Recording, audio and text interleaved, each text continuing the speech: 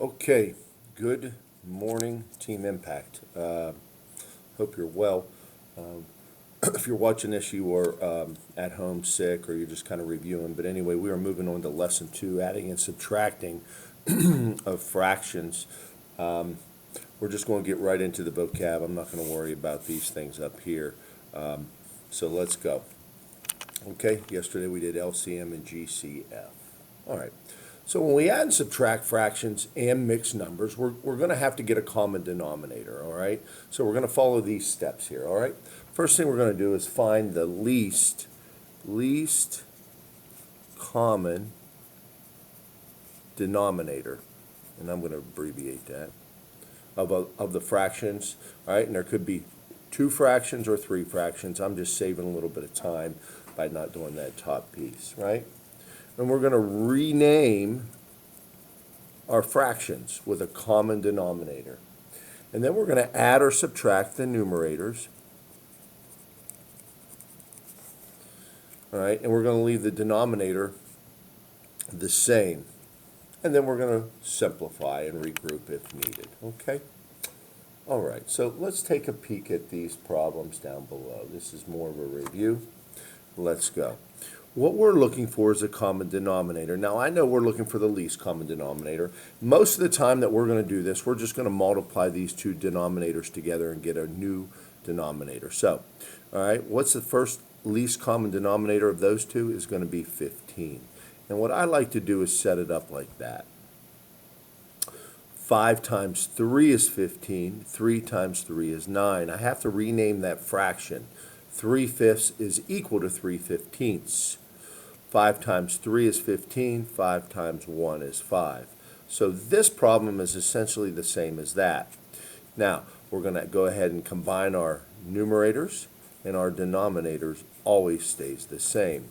I circled that final answer because that is simplified in lowest terms, okay? Which means neither of these have a common factor. Let's go. The next common factor, if you look at this, I could use 32, but guess what? 4 will go into 8, so I'm going to rename this fraction as the same fraction. And I'm going to rename this 4 as an 8. 4 times 2 is 8. 2 times 1 is 2. Now I'm going to subtract. 3 minus 2 is 1, and the denominator is going to stay the same. Again, number 6. We could look at this and say, hey, we could use 12, but in this case, 2 goes into 6, so let's rewrite this with a denominator of 6. This already has 6, so I just rewrote it. 2 times 3 is 6. 3 times 1 is 3. Let's add them up. 3 plus 5 is 8 over 6. We have a problem. Okay, what we're going to need to do here is we're going to have to rename this, all right, fraction.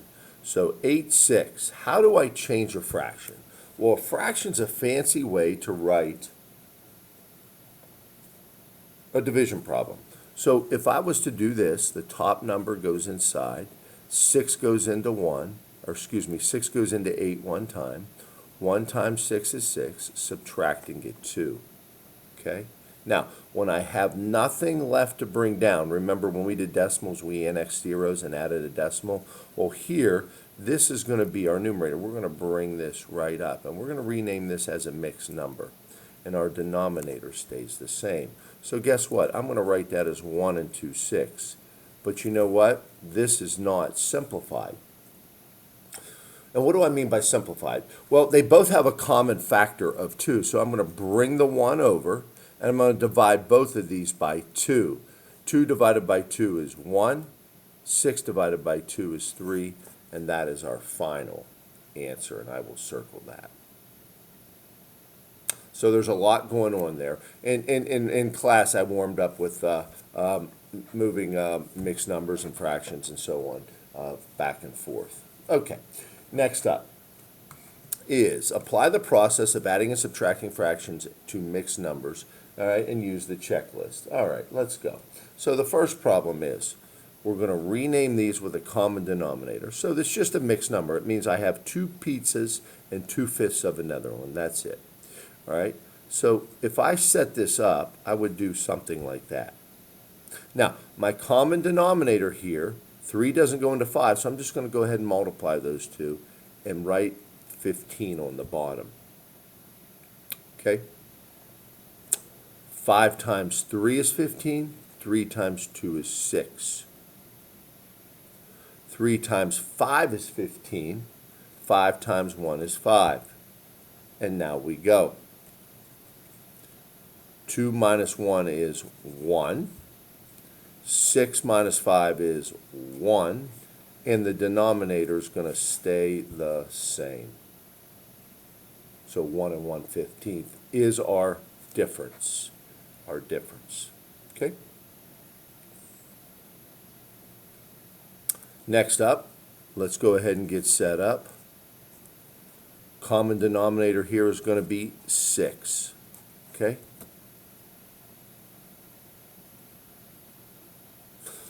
Two times 3 is 6. 3 times 1 is 3. 3 times 2 is 6. 2 times 1 is 2. We're going to combine them. 4 plus 1 is 5. The denominator is going to stay the same. 3 plus 2 is 5. This cannot be simplified. They do not have a common factor, so let's circle it up. Okay? So, sorry, I had to get a drink of coffee there. Hope you're feeling pretty good. You know, the biggest thing is getting a common denominator and renaming the fractions that are congruent to the ones above it. Okay? All right, let's continue on. Now, the second piece of this, all right, is a little bit more involved, all right? And we're going to go ahead, all right, and do some renaming here, all right? So when subtracting mixed numbers, you may need to regroup the whole number into its fractional parts. Okay? I'm not going to worry about this. That's confusing. Let's go. 1 minus 2/7. Okay? So when we look at this problem, it's unique. All right? I have a whole number and a piece of something, a smaller, I have a piece of a whole number, smaller than a whole number. So what I'm going to do is rewrite 1 as 7/7. If I have one pizza, I have the same as 7/7. All right, I have 7 pieces out of 7. 7/7 equals 1. Why did I pick 7? Because the denominator over here is 7. I'm going to rewrite this. Now I have a common denominator, and I can go ahead and do the math. 7 minus 2 is 5. The denominator stays the same. 5/7. Okay. The next one's a little bit more involved because we have the whole number of 2 minus 3/10. So what I'm going to do to this number 2 is rewrite it as 1 and 10/10. 1 and 10/10 equals 2 because any number over itself equals 1 plus 1 is 2. I picked 10 because the denominator on this side was 10. And I'm going to subtract. 1 minus nothing is 1. 10 minus 3 is 7. And the denominator stays the same.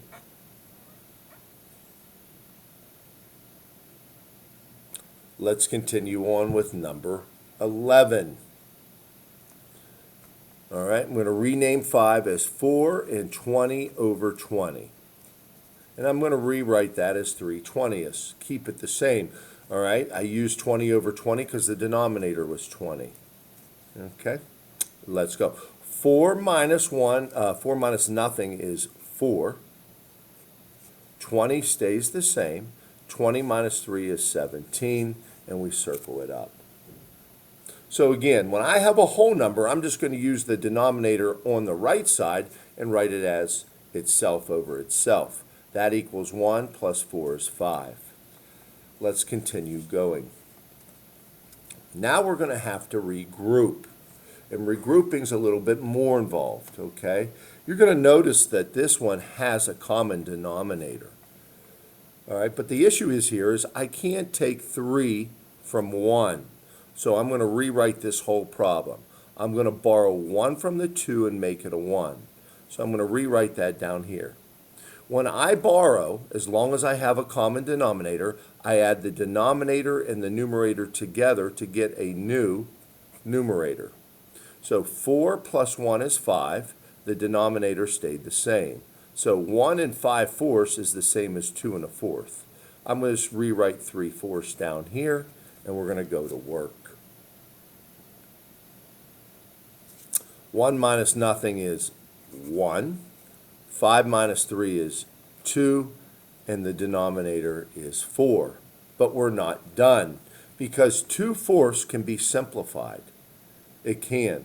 All right, and I'm going to skip 13 because of time, 1, and I'm running out of space, 2.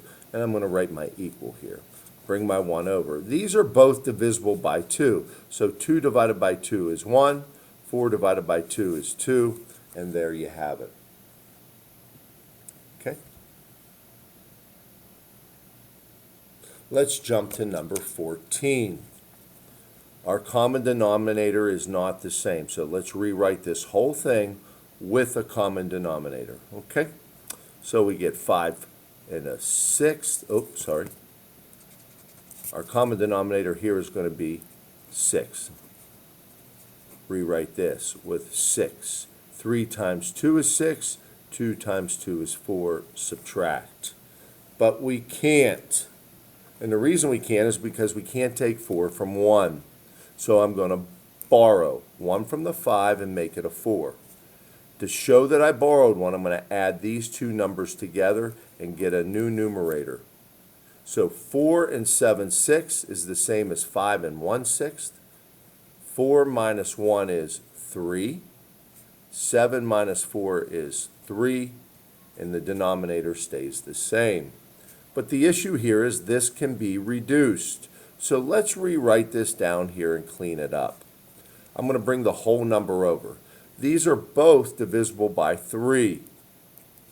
Divided by 3 is 2, and that is simplified.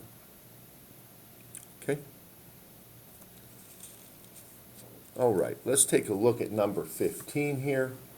And on Wednesday, Leah rode the city bus for 3.5 miles. On Thursday, she rode it for 4 1/4. How much further, so that tells me to subtract, did Leah ride on Thursday than Wednesday? Let's set it up. 4 1/4 minus 3 1/2. Rewrite with a common denominator of 4. 4 1/4 minus 3 stays the same. That changed to a 4. 2 times 2 is 4. 2 times 1 is 2. But we can't take 2 from 1. So I have to borrow 1 from the 4 and make it a 3. Whoops, and you can't see that, can you? Sorry. To show that I borrowed 1, I add these two together. 4 plus 1 is 5. So 3 minus 3 is nothing. 5 minus 2 is 3, and the denominator stays the same, and it's 3/4 of a mile, and I should have labeled that before I circled. Okay? I'm actually out of time, so I'm not going to worry about 16 with you. The homework is the next page, 1 to 6. All right, you can see that if you're at home. I wish you the best. Bye-bye.